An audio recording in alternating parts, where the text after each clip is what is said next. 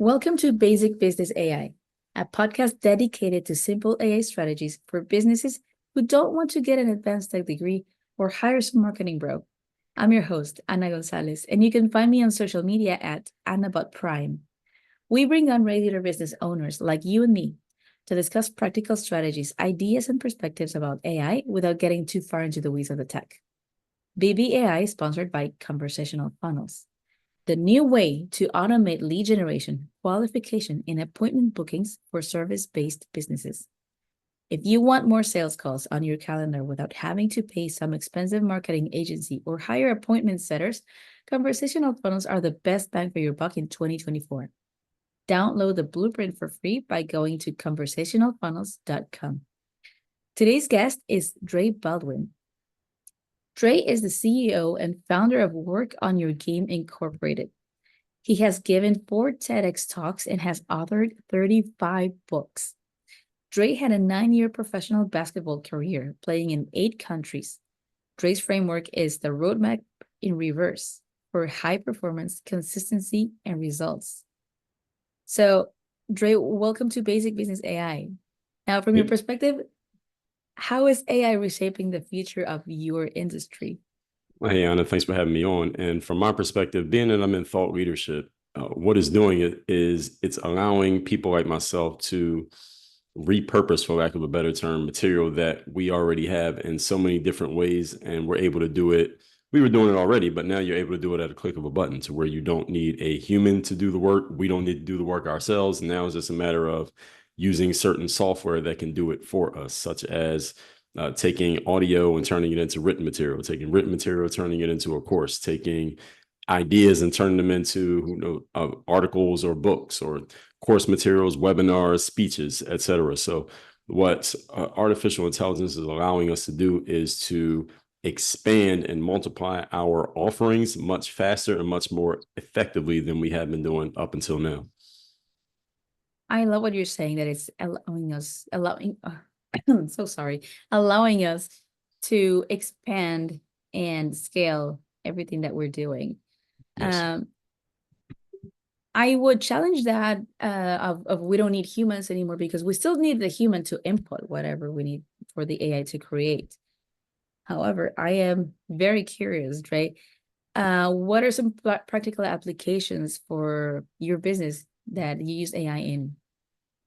One thing, for example, is I have an audio show that I do every day, also live stream every day. And I started getting those things transcribed, AI transcription, not human, to where it's 80 to 90, 95% accurate, depending on who you ask, and getting all those things transcribed. And then I have 30 chapters in what I basically put out as a monthly bonus add-on to members of our monthly coaching program. So it's just an added thing that I can add to my library that also adds to the offering of what we're giving people in our program. And that's just one example. And other things that it allows you to do is it helps with ideation. That's actually a really big thing, especially people in the thought leadership space, because we're always creating content. We're always talking about different things.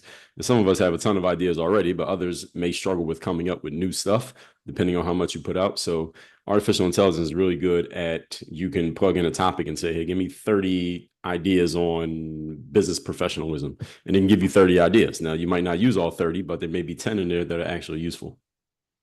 I love that. And I do use it a lot for brainstorming too. And I use this technique that is called prompt chaining. So what you just described, gave me 30 ideas of whatever topic you choose.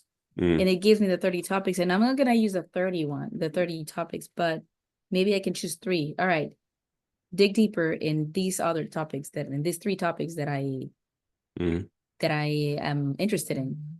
Do you use it like that, or do you use it in any other way? Well, me, I don't usually ask it to dig deeper, because I think I'm better at it than the software is. And I have a certain angle that I like to take with my stuff. So all I need, because I have so much experience creating content, I've been doing this for 2 decades now, is I just need the topic. As long as I get the topic and it's something that I have not addressed already, because I already know what I have addressed and what I haven't, then I say, oh, that's a good topic. And I immediately already start thinking about what I would say about it. So I don't take it deeper. But if let's say I didn't have the ability to kind of flesh out ideas the way that I do, I would do what you said that you do. That's awesome. Mm. What are, for instance, some of the AI platforms that you use? Man, a lot of them. Well, of course, you got the Chat GPT on a basic level. These days, Rev has stepped up their AI stuff a lot. That's audio transcription. So you can plug audio in there and they can make it into written material. I have a friend who's much more into tech than I am, and she's always telling me about new stuff that's coming out. She just showed me this tech.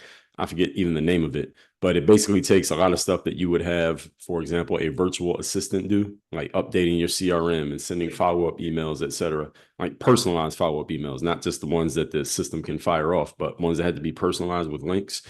And you can train software to do that for you, which is incredible. If it can actually do what she's proposing to me that it can do, that's crazy.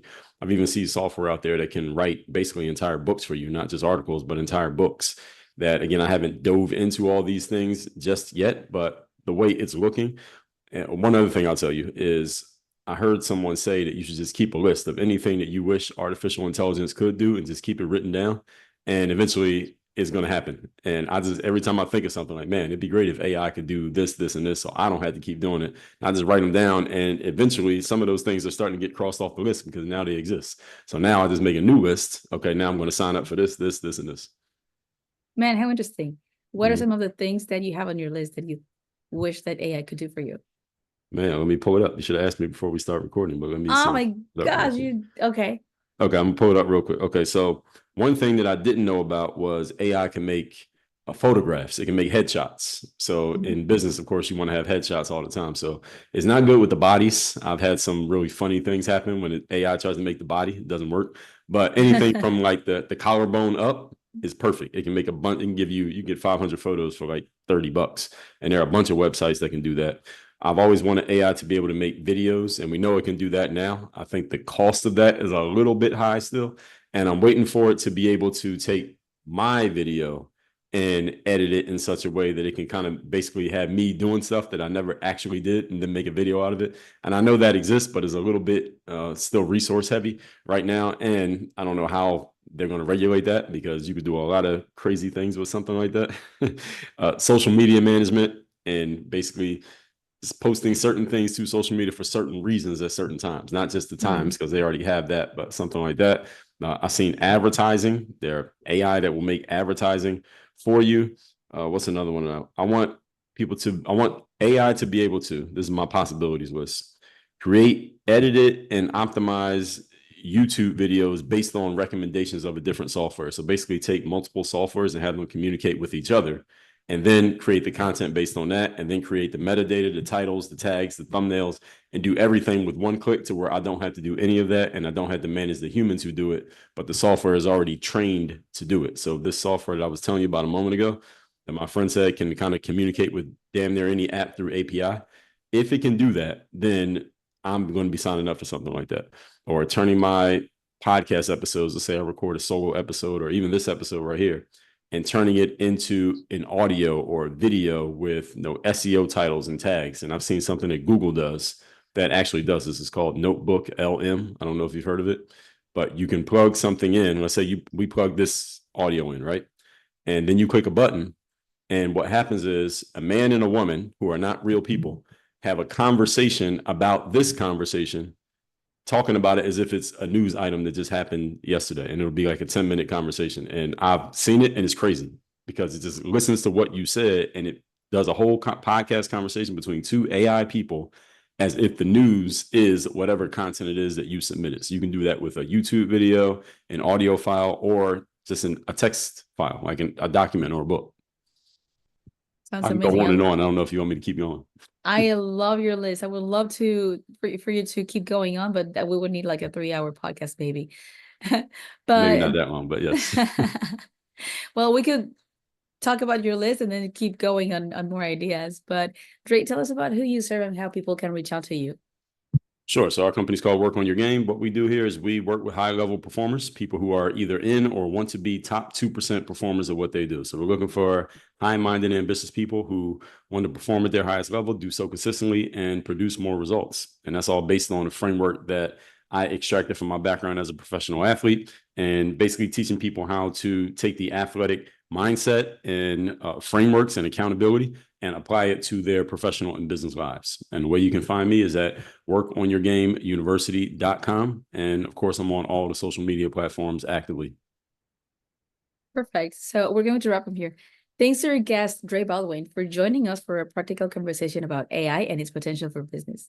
You can learn more about what he does by visiting workonyourgameuniversity.com.